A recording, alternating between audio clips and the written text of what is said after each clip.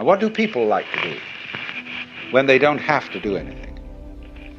Well, as far as I can make out, as you look all over the world, they like to get together and do something rhythmic.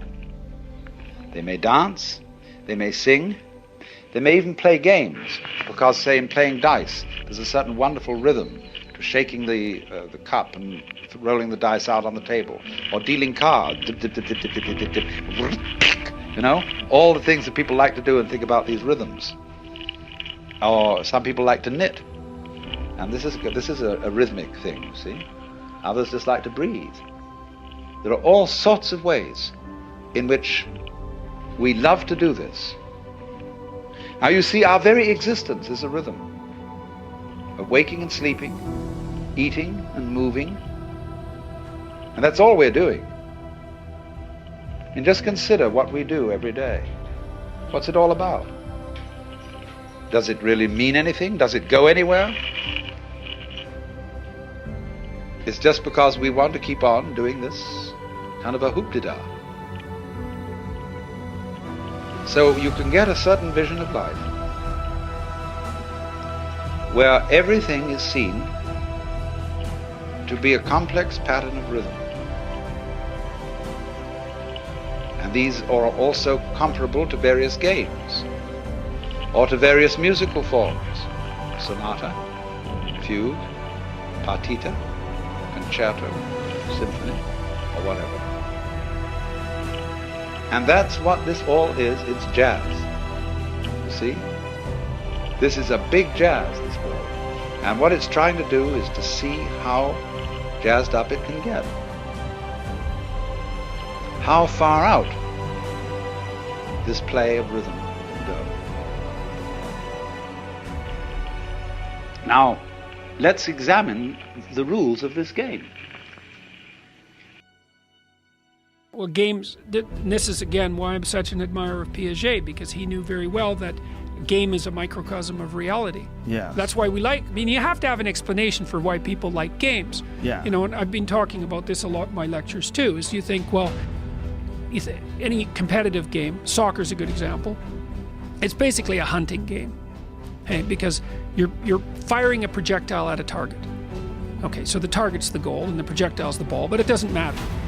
Is that so you have teams that are figuring out how to hunt properly. And then you think, well, to hunt properly, you have to put the ball in the net as many times as you possibly can.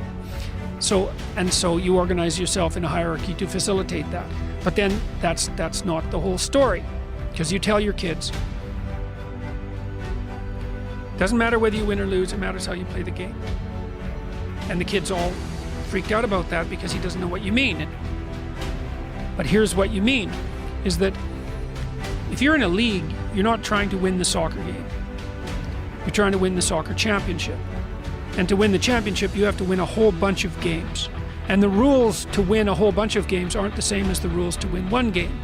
You know, like you could go flat out as the prima donna and bend the rules and cut corners and exhaust everyone and win the game, and then lose the next three, because that's a stupid medium to long-term strategy. Or you could be like the superstar and hog the ball all the time and never give your teammates a chance to develop, but then you're injured and your team is out. So that's a stupid strategy too. So you think, well, what you have to do to win the championship is that you have to organize your team so that the best players lead, but that everybody gets developed, and that you play the medium to long-term game in a fair way, in a fair and decent way. Okay, and so you think, well, that's how you win a championship. I talked to a coach a while back, and he said one of the things he did to select athletes was to watch what happened when they scored a goal. And if they were celebrating on their own, you know, in sort of an egotistical way, then that wasn't such a good sign. But if they scored a goal or a touchdown or whatever it was, and their whole entire team came in and mobbed them and then like lifted them up on their shoulders, and they thought that guy is an athlete. Because not only can he put the ball in the net, but he does it in a way that benefits the entire team. And that's the person you want around for the long run. And so then the goal isn't just to put the ball in the goal. The goal is to put the ball in the goal the largest number of times while simultaneously benefiting as many of your fellow players as you can. I think when they're saying it doesn't matter whether you win or lose, it's how you play the game, meaning don't cheat. Yeah. Do your best and learn. Right, but I think learn from those your learn endeavor. from that's right. Well, learn how to handle failure. Right. Learn how to handle victory. We'll also learn from the experience itself. Like if you make a mistake and you're trying your hardest, but you make an error because someone has a counter to that, Yeah. then you learn from that. Yeah, That right. is how you play the game. Right. If you, Well, you play right. So that's stupidly and you don't think, and you win just because you got lucky, that's not as good as playing intelligently And expanding doing your best skill. and losing. Yes. Because the other people are superior, and then you learn from the fact that they figured out a way to have solutions to all the problems that you present. Yes, okay, so one of the things that you're pointing out is that while you're playing, you want to be expanding your range of skills so that Yes. you get better at playing the next game. But then you think, well, even the soccer championship isn't the whole game, Right. because your life is a whole series of games, of championships of different types. The idea is that championships will come if you continue to excel and get excellent. Yes, and also if people invite you to play. Yes.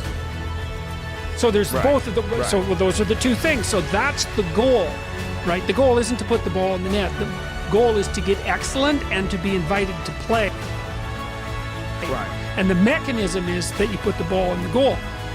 And that makes sense. See, that helps explain why people find competitive sports so unbelievably compelling. Because you can be cynical about it. You can say, well, look, there's 50,000 people there watching, you know, somebody kick a spheroid object into a net. Who the hell cares? Like, but that's not the issue. What you are in fact doing is you're going there to watch people develop expertise and to learn to play reciprocally in a noble and ethical manner. And all of that sport, when it's done properly, is a direct physical incarnation of that ethic.